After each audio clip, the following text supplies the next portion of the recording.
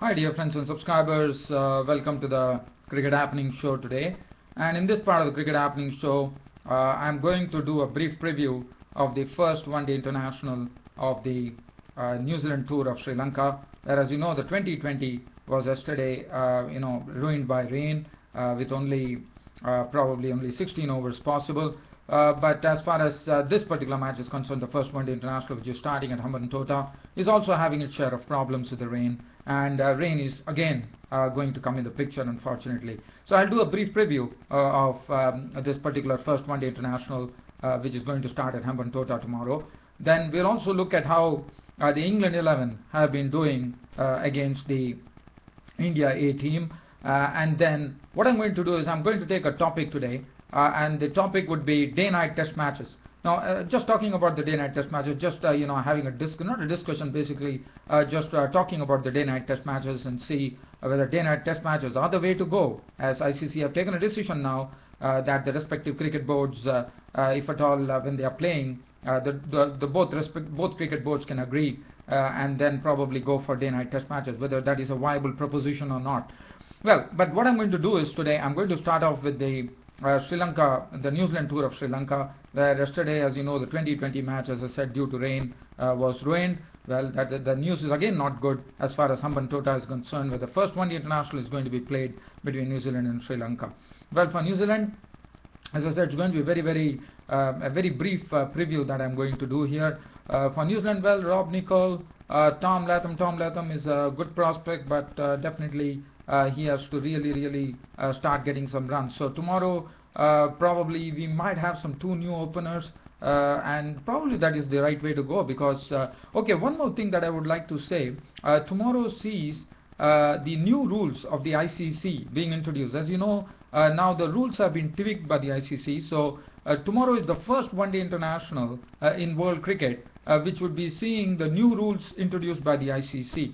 The one rule would be that the bowlers can bowl only 2 bouncers an over, so that is one thing. The power play overs, initially, as you know, they were they had 20 power play overs, but now the power play overs have changed. Now there are only 15 power play overs. The first one would be the 10 overs power play, the mandatory power play, which starts at the start of the innings, with giving an advantage to the batsman who can go over the top. And as far as the other 5 overs are concerned, it has to be bowled before the 40th over. So that's the stipulation, and only with a maximum of only 3 fielders which are allowed during the batting power play. So that is coming into effect tomorrow.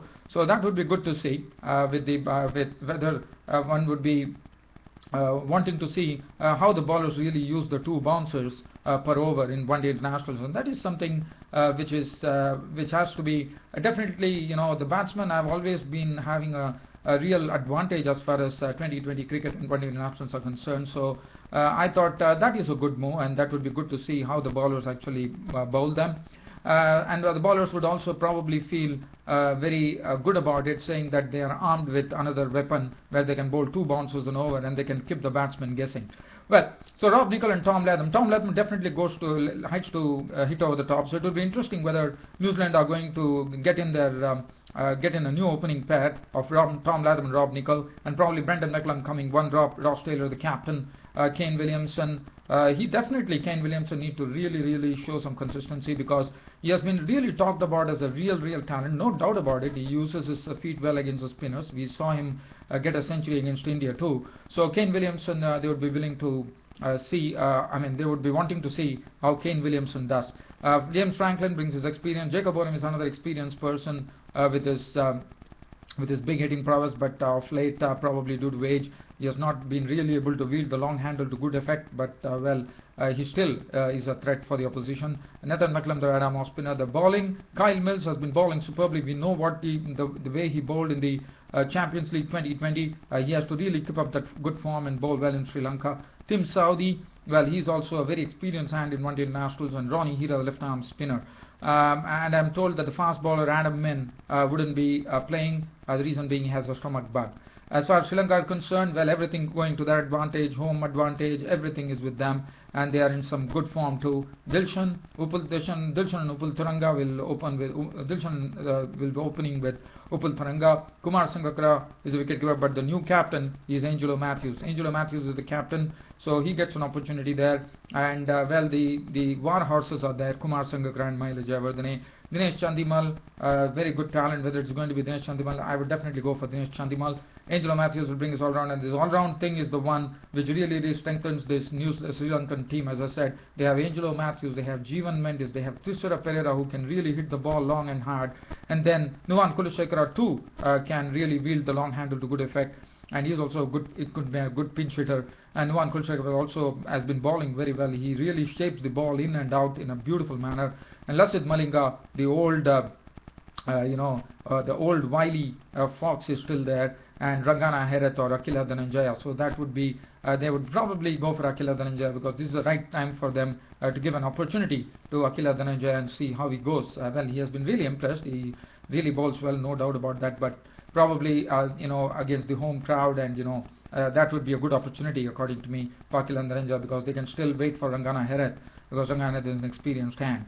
Now, the other news that I would like to talk about, so hopefully the rain stays away and we get a good game of cricket here in Hambantota. As I said, the first one-day international tomorrow starts in Hambantota, not in Hambantota, my apologies to you, it's starting in Pallekelle. The first ODI, Sri Lanka versus New Zealand, is going to be played at Pallekelle. Sorry about that, I actually messed up the venue.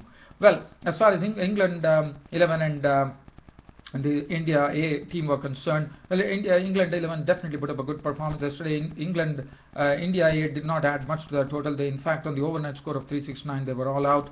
I don't want to really get into those details. As far as England 11 are concerned, they had a good hit at the wicket, 286 for 4.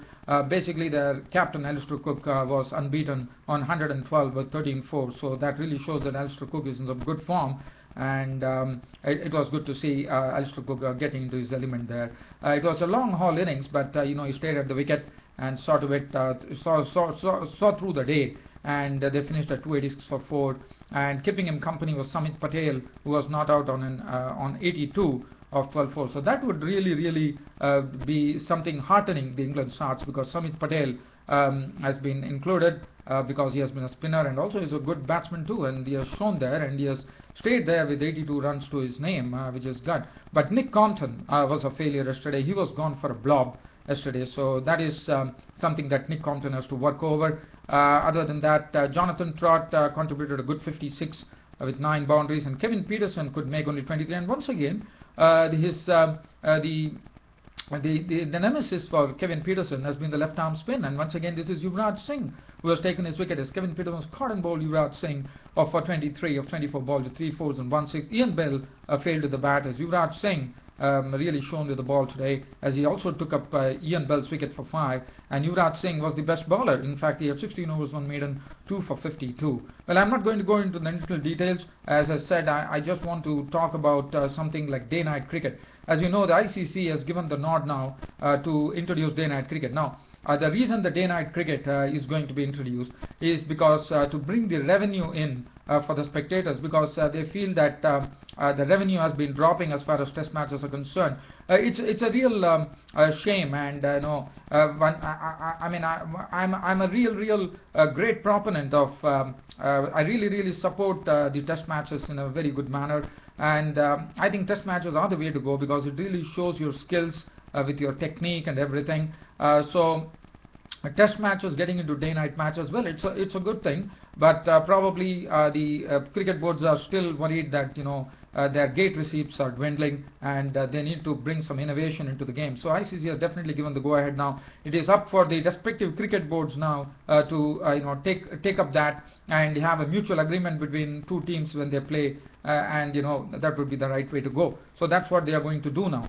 Now, what I'm going to talking about these day-night matches, day-night test matches, well, definitely whether one has to see whether that is really going to help with the spectators coming in, because what happens is on weekdays, you normally, if people are working, they basically coming to day-night test matches might not be a real viable proposition, in the sense next day you have to go to office, so it's not possible for you to watch the match the whole night and then go home and then get ready for office. So I don't know how that is going to work, but probably ICC feels that, and even the TV broadcasters have been actually going for that. They have been really imploring the ICC to get into some day-night test cricket so that they can promote their game in a better manner. Whether that is going to work, well, that remains to be seen. The other thing we'll have to talk about is what balls are going to be used. Now, one would remember in the Sheffield Shield in Australia, long back, they experimented with orange balls and yellow balls,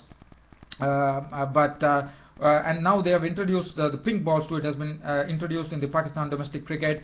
It was used in Bangladesh in some English county games too. But the general feeling is that the pink ball actually loses its shape. That's what they find out. So I was a bit surprised that ICC initially were telling that they wanted to first have a good look and see whether the ball can stay. Probably they have probably come to the conclusion that the pink ball is the way to go. Whether day-night test matches are the way to go, but yes, it would be exciting. There would be a lot of innovation. Initially, I think for the span of 1 year or the initial stage, I know the spectators will come because there is something new to cricket. So people will really go to the grounds and like to watch it. Yes, we know when one-day cricket was introduced in Australia, we had the white ball and everyone were eager to see it. So that will be good to see, no doubt about it. It will be a good innovation, no doubt about it. We need to have changes in cricket. So that is how you can actually make the cricket more and more colorful. So I think I really commend the way ICC have gone. They have gone for it, and I wish them success. I hope everything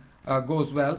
But that would be interesting. But it would be good to see like what balls are going to be used, because again that is also left to the respective cricket boards whether to go for a pink ball, they want to go for a yellow ball, they want to go for an orange ball. That is there. And also we have to see whether the ball doesn't lose its shape, as Kevin Peterson from England and Michael Hussey have already sounded. They said that they have played with those colored balls, and they feel probably it could lose its shape, and it could also day-night test cricket, as Michael Hussey said, he has played some cricket with the colored balls, and he feels that sometimes the ball might lose its shape, and also there might be like conditions might be created. The day conditions might be different and the night conditions might be different. There might be some dew on the pitch, and it could offer an advantage to the bowlers, or probably the ball couldn't be easy to grip. We have seen that happening in one-day internationals and 2020 matches. Whether it is going to be something that is really going to really work out. Well, if it work out, that would be great, because as I said, cricket would become all the more colorful with day-night test cricket being introduced. We know that Australia were the ones who actually introduced day-night cricket when Kerry Packer started his World Series cricket, as you know. But whether this thing will meet with the same success that Kerry Packer's World Series cricket met, and then it got introduced into international cricket. So, well, if that is going to happen, that would be great. I would probably hope and pray that definitely this thing works. Day-night test cricket works, and the colored ball also stays with its shape, and it doesn't really wear away. And we have a good. We have some very good, exciting cricket going on. As I said, cricket will become all the more colorful with colored balls. And day-night test cricket with spectators flocking. As I said, probably initially the ICC will definitely get some revenue from it, the respective cricket boards, because of this. And Australia have already said that MCG, the Melbourne Cricket Ground, is already ready for day-night test matches. So whenever any team is going to tour Australia is going to definitely propose that they need day-night test matches. And probably whether this time when Sri Lanka tour Australia, it would be interesting to see whether both the cricketing boards are going to agree, and Australia would probably have one day-night test match being played at the MCG. I'm absolutely wanting to really watch it. I don't know what you feel, cricket friends and subscribers. You can always write in your comments. As you know, it's an open forum here. So I would like to know your opinion, dear friends and subscribers, on day-night cricket test matches. Or probably your comments, your opinions, what you feel about it, any suggestions, so we are just having a discussion here. So let me know your cricketing views on day-night test cricket being introduced by the ICC.